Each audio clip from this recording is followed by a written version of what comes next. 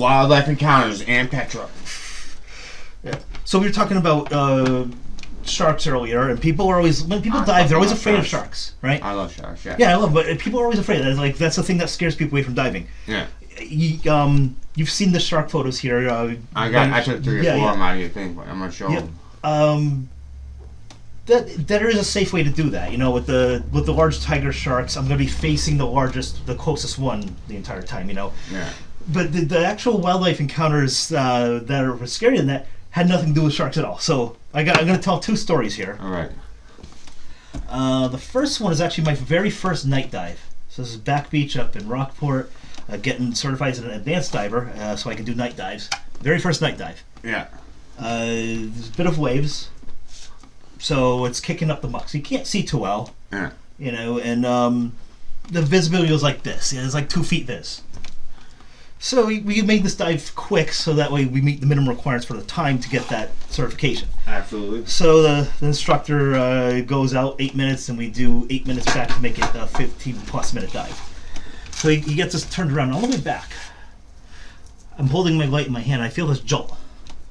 And I thought it was my light shocking me, but I'm like, no, that doesn't make sense, because it's just like, it's only 8 batteries in there. Yeah. 8 these size batteries.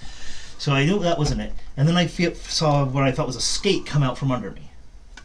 You know, and I'm like, oh, okay, but the thing must have hit my funny bone. I probably scared the poor guy. You know, I feel bad. You know, none of us can see, so I'm like, oh, it's going away. I didn't think much of it until I described it to my friend John, who's very experienced with this stuff. And I said, hey, I felt this jolt right when I was going by the skate. He's like, wait, what? And he asked me to describe it. He's like, was it a large skate or small skate? It was actually a rather large skate. I'd never seen one that big. He's like, oh, okay. Tell me about the color. Kind of darkish, brownish. You know, visibility 2 feet. So. Yeah. But I had artificial light, so I could see its true color. No, so it was going slower than a skate. Usually if you see a skate, it's funny. He's like, that wasn't a skate. You got electrocuted by an electric torpedo ray. Oh.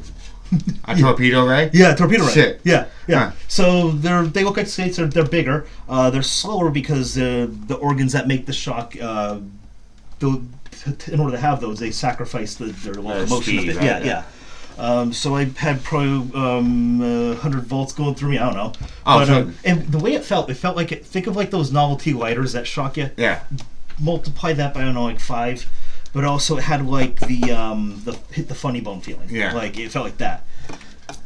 So yeah, that was interesting. I think I did. I was like walking down a stag fence with my brother, and I was just holding on. It was like, and I was like, oh, the electricity's not on, not realizing that Tashy's rubbing against it, and all of a sudden I was like, what? Like then I hit the ground, dude.